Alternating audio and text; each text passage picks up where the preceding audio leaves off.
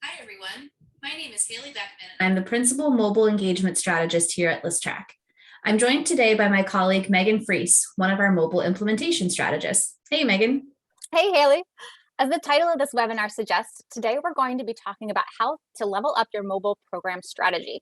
Whether you're a seasoned mobile marketer just getting started or even still at the consideration phase with implementing a mobile program, we've got strategies for you. And we're also going to cover best practices and some considerations for getting started as well.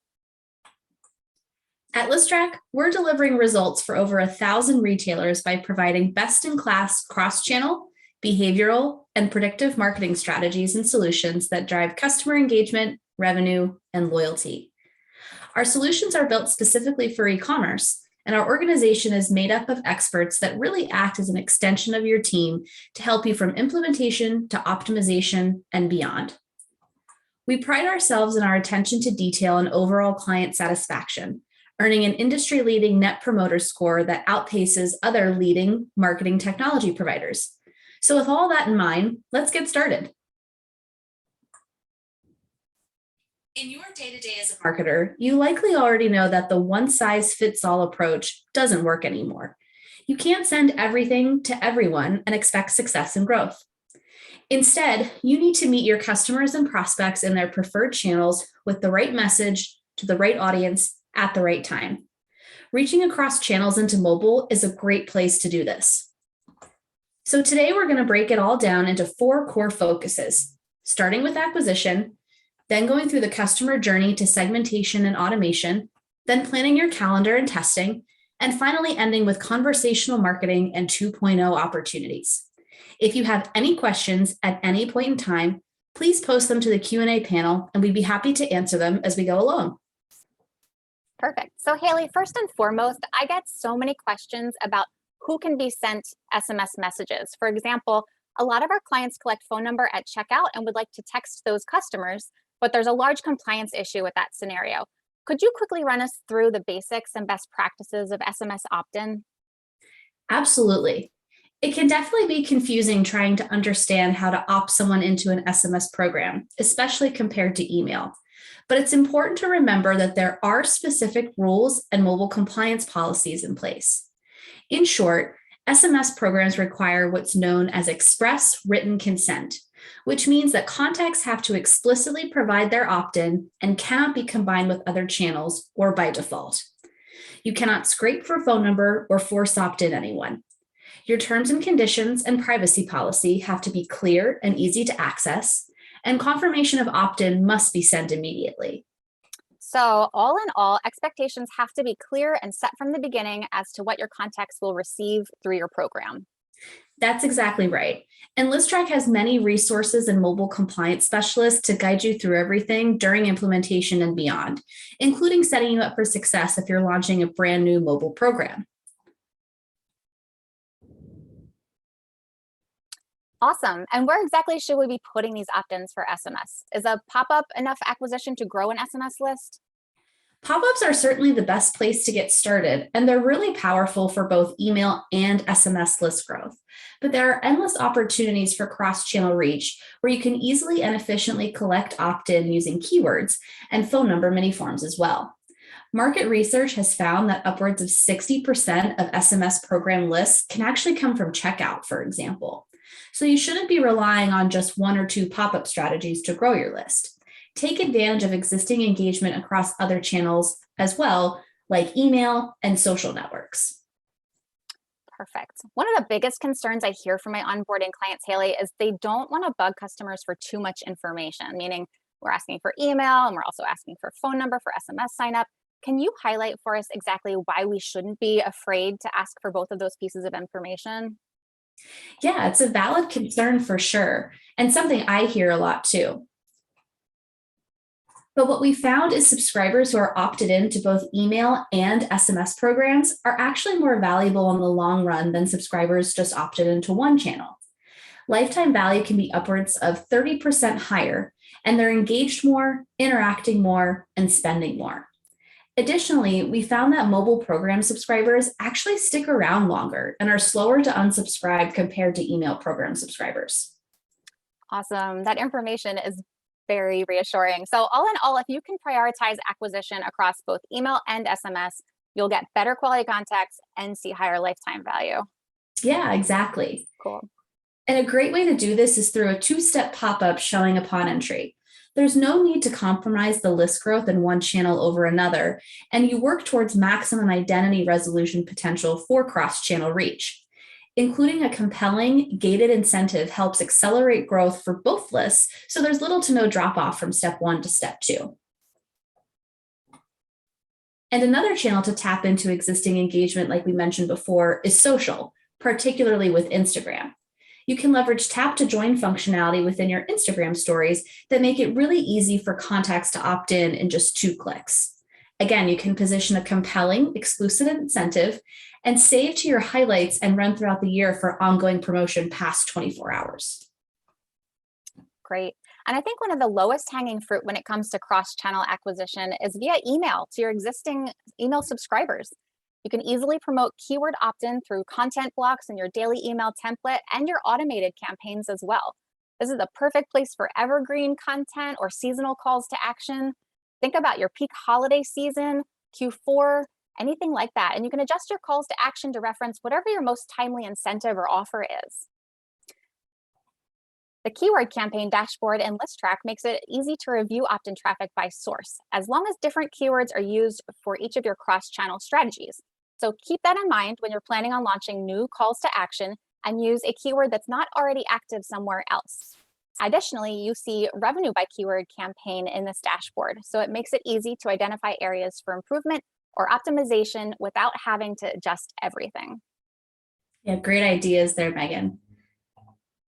So now that we've covered acquisition opportunities, let's talk about segmentation and automation strategies. You're probably already leveraging segmentation within your day-to-day email calendar, as well as running automated campaigns. Think of things like welcome series, abandonment, post-purchase, and others. You know how much engagement and revenue they bring to the table, so why not incorporate that into your mobile program strategy as well? The first place you can do this is through a new subscriber welcome series. Since we all know that opt-in has to be explicit, and therein the contacts on your list want to hear from you, you should really start talking to them right away and building up channel awareness. This is where you can introduce your brand and mobile program, easily collect additional first-party data, and use additional targeting within for any specific goals you might have. In this example campaign, there's a coupon reminder that goes out to new subscribers who haven't purchased within a few days of subscribing. You can send them a gentle nudge without having to send to everyone. Yes, welcome series are my favorite to think up strategy for because that's when folks are super engaged and willing to interact. And I love these info campaigns like are showing on the screen. We have a furniture client that's using a welcome message to ask subscribers exactly what category of furniture they're looking for, bedroom, office, etc. And when they text their answer, they get a dynamic response with a link to exactly that category. It's like a personal shopper via text. Yeah, great call out on the info campaigns, Megan. And we'll talk about that opportunity more in a bit with the conversational marketing part of the customer journey. But additionally, in your welcome series, you can leverage MMS alongside traditional SMS. We get a ton of questions about using MMS within regular mobile program messaging. And while you don't necessarily need to send MMS with everything, using it every so often makes for a diversified strategy and helps you cut through the clutter to maximize conversion rates and revenue per message rates. And speaking of, with your existing email automations, you know just how compelling abandonment campaigns can be, especially from a conversion rate standpoint. And while there are some specific compliance considerations with shopping cart abandonment in particular, that doesn't mean you shouldn't leverage SMS at that stage of the customer journey.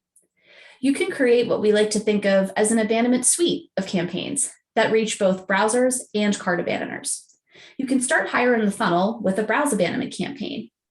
And you can even include dynamic tags in Journey Hub to include images of that last browse or carted item to make your message stand out a little bit more. Love that. In Journey Hub, you can also align text messages with your email strategies for cross-channel orchestration to manage timing and volume. And you can target non-purchasers with exclusive coupons as part of last chance messaging as well. And speaking of targeting, you can also create different threads pointing to compliance status to ensure you're maximizing reach, but keeping the carriers happy.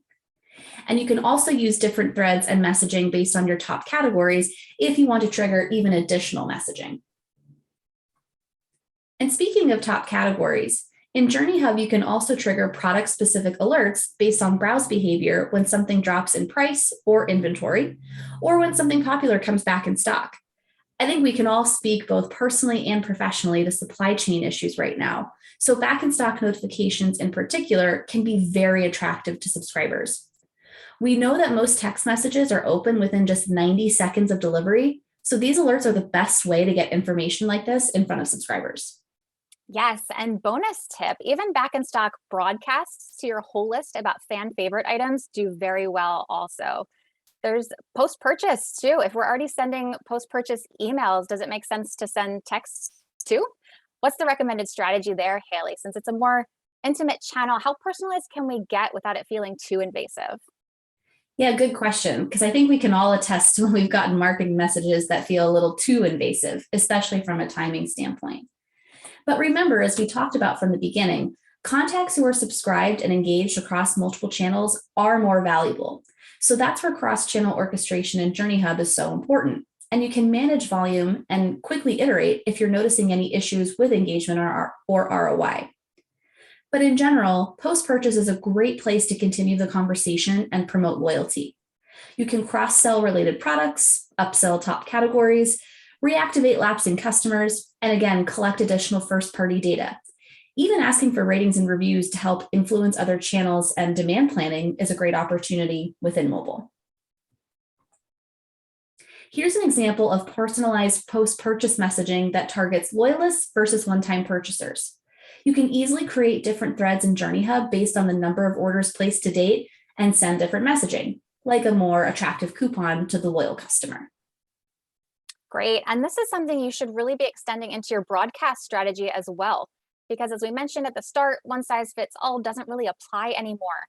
Instead, the 80/20 rule applies here, with the smallest, most active contacts on your list contributing the most to your bottom line, with the larger inactive audiences contributing less overall.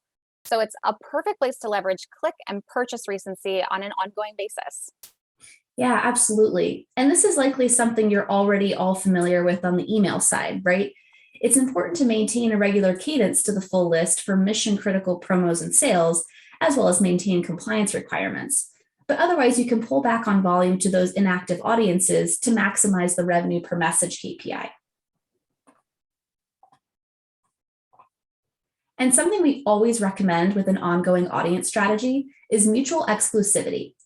That means using consistent look back windows like last 30 days or 60 days across all audiences and always pointing to the same segmentation fields. At this point, you don't need to manually manage any segments or worry that certain contacts are overlapping into multiple audiences. These audiences are actually really easy to build in the platform, and you can get real-time counts for each audience as you build them too. In these examples, you can see what Haley mentioned with mutual exclusivity of using the same last 30-day window for the click recency, but looking at most versus least active. And don't forget to include contacts with an empty last click date in the inactive audiences too. The Mobile Resource Center we mentioned earlier will have screenshots and how-to instructions on how to build all of these recommended audiences so they all together add up to 100% of your list, and we can make that available to you. Yeah, great examples to share there, Megan. Now, you may be thinking, gosh, I don't have time to put together another messaging calendar for a whole other channel. But the good news is you can really take advantage of your existing messaging calendars for email and other channels because the same general rules apply with some nuances. Of course, you don't want to send a text message every single day, and certainly not multiple times a day like you can get away with on the email side. But you should still strive for consistency, use time zone optimization as much as possible, and target one send a week to your full list at a minimum. This is especially critical if you're just getting started. And part of that is also including help and stop language in one of those broadcasts a month for compliance purposes. In your calendar, your message content should be diverse so your list isn't trained to only react and respond to certain calls to action like promotions. You definitely don't want to only send coupons or wait to send text messages until you have a sale going on. Yeah, absolutely. And don't be afraid to send more campaigns to your more active contacts. You should include MMS every so often, but not with every single send like we mentioned before. Good call out there. And don't be afraid to send targeted offers to inactive or lapsing contacts to try to move them into an active audience too. Don't get segmenting and forget about that audience. Totally. Check out this example calendar. You can see a full list send each week to maintain a regular frequency, but then additional sends targeted by audience that correspond with the message CTA. If you have an extension of a sale that was recently promoted, only send that extension announcement to the active non-buyers that you know have clicked but haven't converted yet. And on the flip side, when you have a high dollar coupon or savings to share, maybe only target a lapsing buyer audience that might need to be reactivated a bit versus potentially losing a full price sale to someone already inclined to purchase. You can even use recurring campaign functionality to send your required compliance language, like the on sale evergreen message example here on the 17th. You don't have to second guess whether or not you included that help or stop language each month. Something to incorporate in your calendar as well is split testing to determine what your list best responds to. This is something that should be done on an ongoing basis until results are statistically significant or actually make an impact. And don't be afraid to test different variants multiple times and then adopt your findings within your regular broadcast calendar. Yes, you definitely always want to be learning from your contacts, and they can change over time. You can learn even more through info campaigns, which Megan mentioned briefly. Those campaigns are a great way with getting started with conversational marketing and allow you to collect that coveted first-party data you've been hearing about throughout the session today. Info campaigns allow your contacts to directly respond back to your messaging without you or your team having to manage anything. Instead, you can set up automated responses to share, say, top products for preferred categories, promote exclusive content, and even nurture another step, whether that's purchasing, signing up for a loyalty program, and more. It's a great way to get potential subscribers engaged as well, as you can send one-time info campaigns to non-subscribers. That's a great opportunity to connect with potential customers at events or in store, and then encourage them to subscribe from there. I do love those. And I think one of the best conversation marketing strategies is triggered transactional order updates via text. Yeah, transactional is really compelling. They are. Consumers are really expecting to get order updates these days via text, and they can help you both keep them engaged and shopping on site, but also see additional benefits like reduced call center volume, higher customer satisfaction rates. And they're a great complement to transactional emails that can get pretty lengthy with full order details. Just provide enough info and updates to keep the customer informed and then let the email do the rest of the talking. Exactly. For example, check out these messages that touch various order stages and provide the most important details. Things like order number, order tracking links, ways to get help, etc. ListTrack's transactional SMS REST API allows for a lot of flexibility too. So you can really trigger order updates at any stage most relevant to your brand.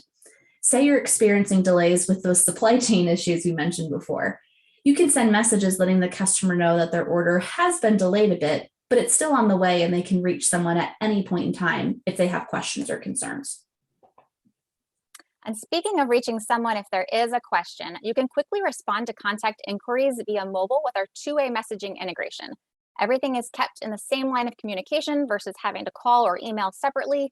And it's peak conversational marketing in that your customer service reps can send recommendations, coupons, and more based on what the subscriber is asking about. Everything is handled again via API, so it's flexible based on whatever customer service ticketing system you use. Yeah, what a perfect way to close out the customer journey there, Megan.